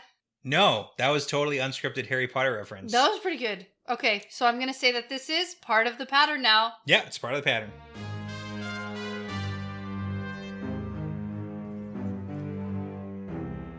Thank you so much for listening to this episode. The Wheel Weaves is hosted by Dani and Brett, edited by Dani, produced by Dani and Brett with Passion Socks, Mozyme, Moltude, Benjamin, Vince Lewick, Michelle O'Brien, Sarah Wyatt, and Jamie Young. With music by Audionautics.com. You can pick up your own The Wheel Weave shot glasses, frosty mugs, t-shirts, and more at newcreationsbyjen.com/collections/the-wheel-weaves. You can become a patron at patreon.com/thewheelweavespodcast to support us making great content. You will also get access to bonus content, bonus episodes, stickers, keychains, monthly Q&A episodes, unedited video episode releases, and more. Don't forget to join the conversation over at our Discord channel. The link is posted on our Twitter page and our Patreon page. And find us on social media on Twitter and Instagram at The Wheel Weaves Podcast. Thanks again for listening to this episode. Don't forget to tell a friend about us because referrals really are the best compliment, and I'm going to say that this is part of the pattern now.